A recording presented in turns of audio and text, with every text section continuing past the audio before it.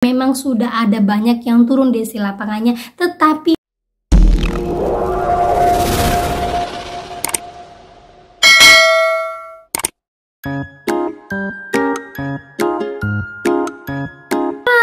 Assalamualaikum warahmatullahi wabarakatuh. Apa kabar teman-teman semuanya? Semoga semua dalam keadaan sehat walafiat ya. Makin diberkahi, makin diberikan kelancaran dalam segala apapun. Dan yang masih bingung, masih pusing, masih belum tahu harus ngapain, tetap stay, tetap semangat. Yang penting kalian masih bisa berdiri pada hari ini untuk terus melanjutkan hari-hari berikutnya.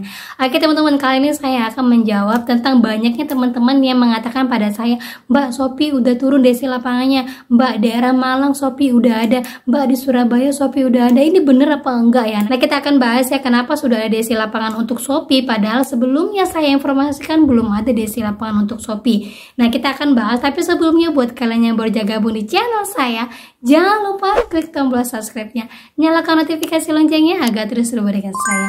Oke teman-teman, ini dia buat kalian.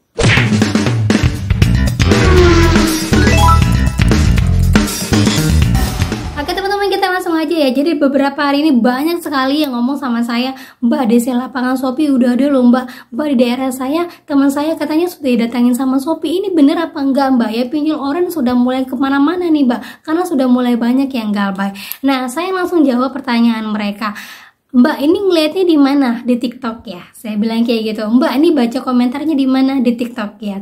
Terus semuanya pada jawab, iya Mbak, bener, saya baca di TikTok. Saya jadi deg-degan karena ini udah periode selanjutnya nih, udah periode ketiga, udah 3 bulan, udah 6 bulan. Saya galbay sampai 30 juta, saya galbay sampai 15 juta. Gimana ya Mbak kalau seandainya datang? Karena sekarang saat ini saya lagi menata hidup.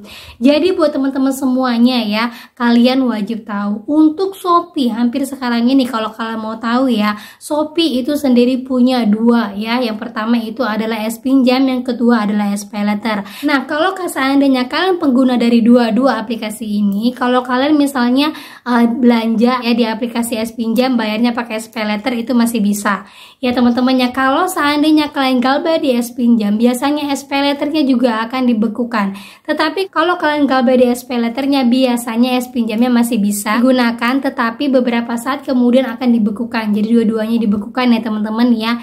Nah, untuk kalian ketahui ya, untuk SPayLater sendiri ternyata dalam aplikasi Orange, di situ banyak sekali toko-toko fiktif atau toko-toko yang sudah tidak jalan lagi yang menawarkan gesek tunai untuk SPayLater. Banyak sekali, bahkan secara terang-terangan pemilik tokonya ini apabila ada yang membeli ya, apabila ada melakukan pembelian penawaran, dia langsung menawarkan tuh, misalnya ada yang ngechat tuh ya, ngechat tuh, Bang, barang ini masih ada nggak Bang ya?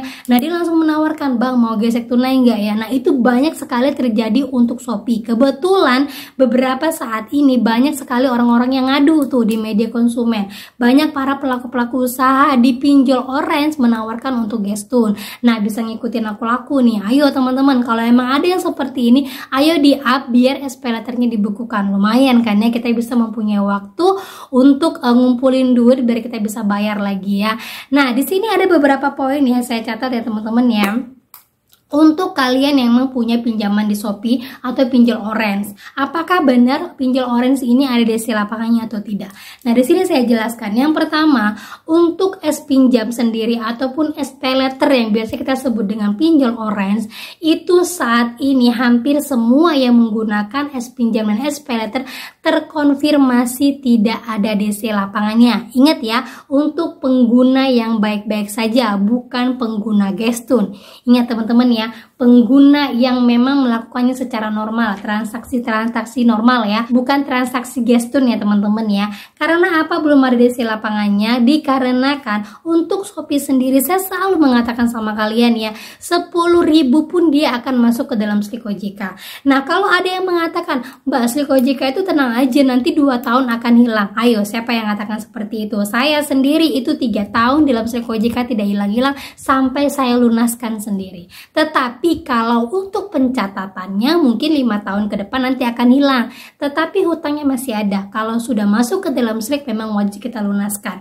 Terus kalau ada yang nanya, Mbak, kalau gitu Mbak susah dong ya, hutangnya masuk ke dalam silik sementara bunganya besar kali. Terus kita mau nego untuk bayar pokoknya aja, pasti nggak bisa ya Mbak? Bisa Mbak, caranya bagaimana? Caranya kalian galbay dulu. Nanti bakalan ada promo-promo potongan untuk kalian yang galbay.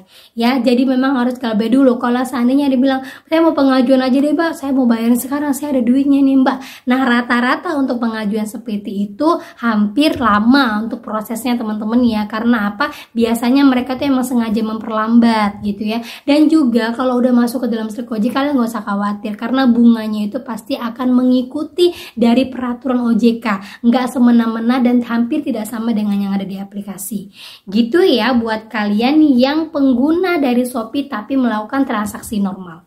Terus yang kedua lagi untuk transaksi pay letter. Ya, di sini saya katakan ya, untuk transaksi pay letternya saya katakan di sini masih sangat lemah ya. Karena apa? Banyak sekali gesek-gesekan tunai yang dilakukan sama orang-orang atau sama toko-toko yang sudah tidak aktif lagi ataupun sama toko-toko fiktif yang memang dibuka khusus untuk gesek tunai.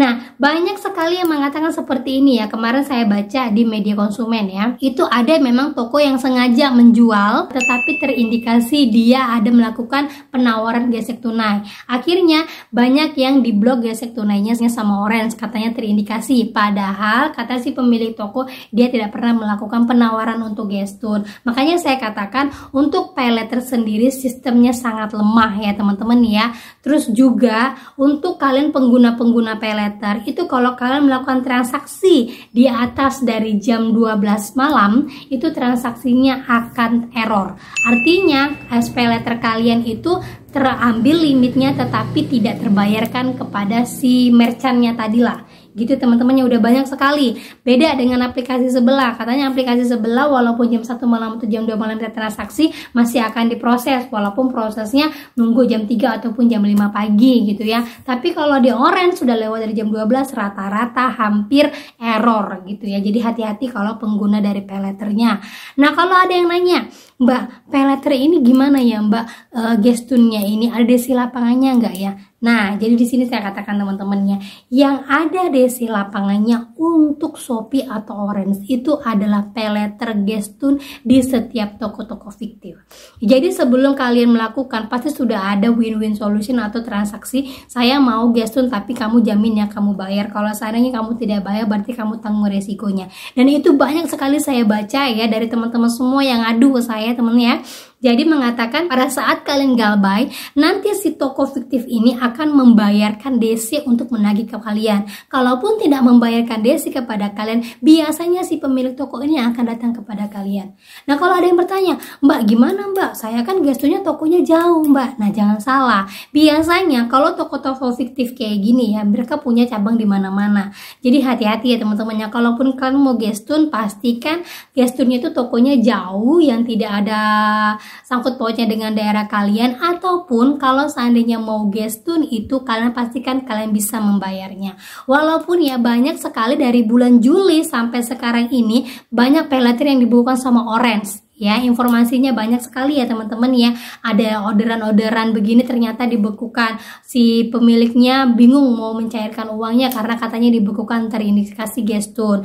Nah, beda kalau dengan yang aku laku ya. Kalau aku laku itu emang jelas-jelas ada gesek tunai, ada segala macam tetapi tidak dihentikan sama mereka. Nah, si Orange ini dia mulai menghentikan transaksi-transaksi untuk pay letter. Jadi kalau kalian sebagai penjual punya saldo di pay letter, ayo kalau bisa habiskan aja ya, jangan disimpan-simpan. Karena informasi yang beredar semenjak dari aku laku dinonaktifkan, banyak sekali pay letter yang mulai dibekukan sama Orange. Mereka takut karena pay letter ini paling banyak sekali transaksinya ketimbang dari es pinjam.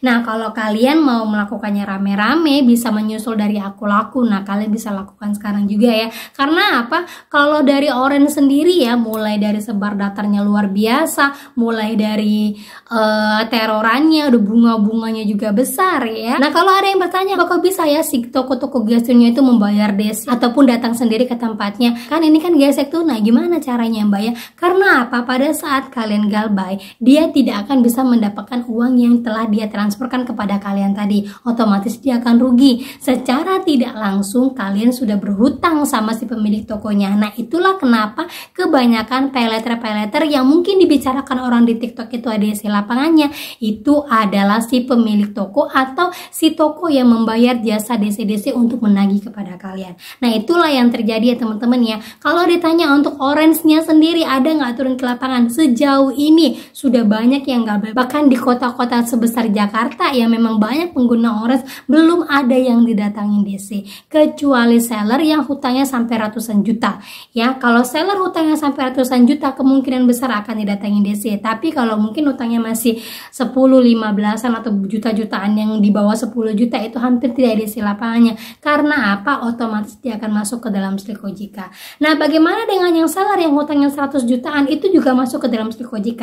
Cuman kalau udah pinjamannya 100 juta otomatis akan membuat perusahaan kan keok juga ya kan. Kalau hanya 10-20 jutaan itu kan mungkin masih bisa ditutupi dari penjualan dari SPayletternya atau S pinjamnya. Tetapi kalau udah ratusan juta, 10 orang aja udah 1 miliar gitu kan ya. Nah, itulah dari saya teman-teman ya. Kalau kalian tanyakan sendiri bagaimana DC lapangannya untuk orange, itu sejauh ini masih aman, belum ada DC lapangannya yang turun ya. Kalaupun sampai turun akan saya infokan kepada kalian, ini adalah dari pengguna konsumtif bukan pengguna gestun ya. Kalau untuk gesek tunainya memang sudah ada banyak yang turun DC lapangannya, tetapi bukan dari orange. Nah, kalau kalian misalnya datangin seperti ini gimana ya Mbak? Yang pertama, kalau memang kalian merasa saya tidak mau membayarkannya atau mau memprosesnya, misalnya seperti itu, kalian berani misalnya ya minta kelengkapan sama DC-DC-nya untuk yang datang ke tempat kalian ya. Minta kelengkapannya mulai dari penagihannya, SPPI-nya, tagihan segala macam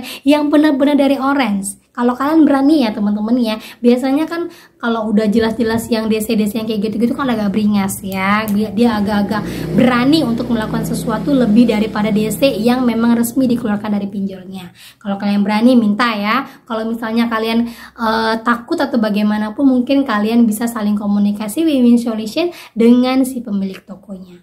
Gitu ya teman-teman ya, lakukan yang terbaik buat diri kalian. Yang penting kalian harus menggunakan keuangan kalian dengan bijaksana, hiduplah sesuai dengan kemampuan kalian. Ya, oke, itu saja yang bisa saya sampaikan buat kalian semuanya. Semoga bermanfaat dan menjadi mood booster buat kalian semuanya. Akhir kata saya ucapkan assalamualaikum warahmatullahi wabarakatuh.